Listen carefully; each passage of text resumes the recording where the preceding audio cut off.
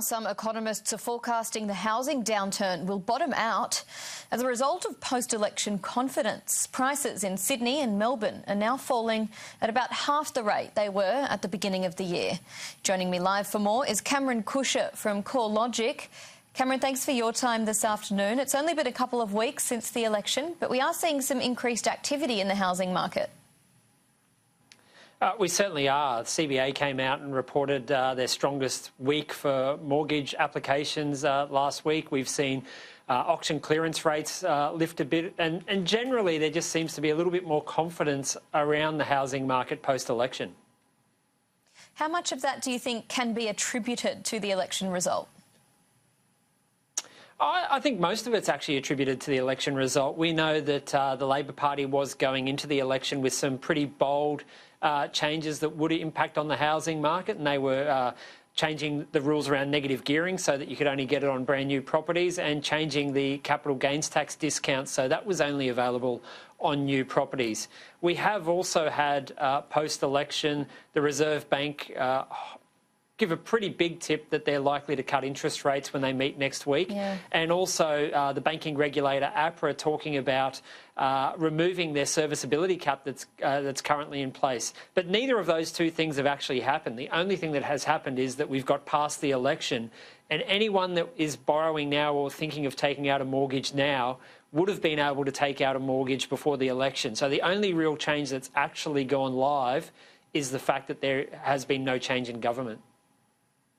Yeah, I want to talk about the proposed APRA changes next, but let's go to the likely interest rate cut to take place next week. If it does, it'll be the first time in a number of years that we have had a rate cut. Surely there will be pressure on the banks this time to pass it on to customers.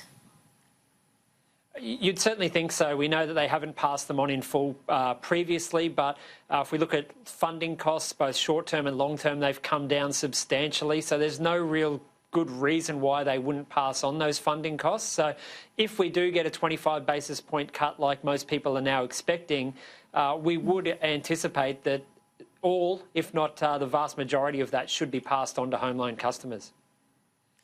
And now those proposed changes that the regulator has made, APRA, these is to the stress tests that the banks apply to people when they're applying for a mortgage. So will that mean that there are new buyers coming into the market, or will it just mean that buyers that are already able to get into the market will have a larger sum of money that they can play with? It will really mean a little bit of both. So at the moment, no matter what interest rate you're offered, you're assessed on your ability to repay a mortgage at an interest rate of above 7%, which is usually 7.25%, or a differential of 2%, whichever is the largest. So in most instances, it's 7.25%. What they're proposing to do is change that buffer, remove that 7.25% serviceability cap, and measure your ability to repay a mortgage at an interest rate 2.5% higher than what you're offered. So what that will mean is that people that previously only just didn't qualify for a mortgage will now be able to actually get a mortgage. And as you said, Stacey, the other big change it will mean is that people that could already get a mortgage will potentially be able to borrow quite a bit more than they were previously. And we also have the Prime Minister's changes to the subsidy for first home buyers, which I guess that combined with these APRA changes, if they do grant that and if they take effect soon, that will really help first home buyers to get into the market. It will. I mean, you can still find mortgages with only a 10% deposit, but a 5% deposit obviously means that you don't have to save anywhere near as much. And the good news around that policy was that it means that you don't have to pay lenders' mortgage insurance. And what that usually means is a bigger upfront cost or an additional cost amortised over the length of the mortgage. So it does provide a level of savings for potential borrowers. Keep in mind, though, that they've only announced that for 10,000 borrowers, and even now when first home buyers aren't that active, you're still looking at about 90,000 first home buyers each year. So it's not going to be out there for everyone.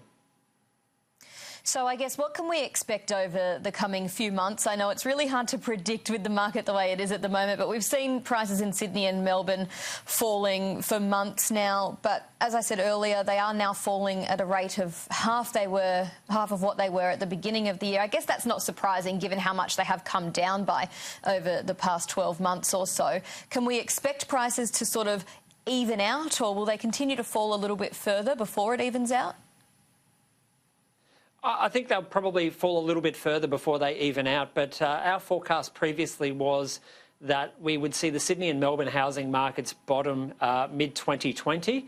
We're now thinking with the no change of government at the election and the changes to lending policies that are being proposed, plus the prospect of some interest rate cuts, that the market would probably bottom late this year. And that means that the falls wouldn't be quite as severe.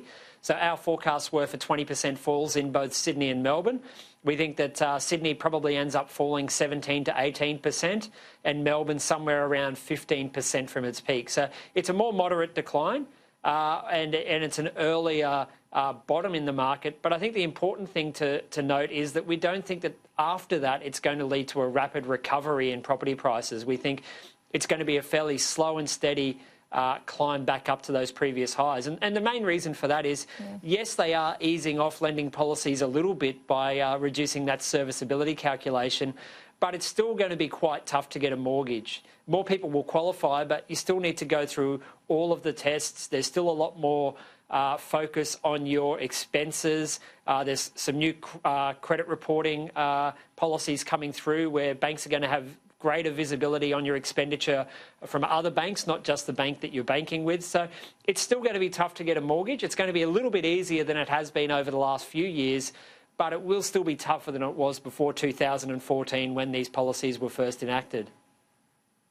OK, so maybe for people who are looking to get into the property market, it's not bad news for them. They might have a little bit of extra time to keep looking before prices completely bottom out. And then if they aren't expected to go up very rapidly straight after that, they probably have a little bit more time.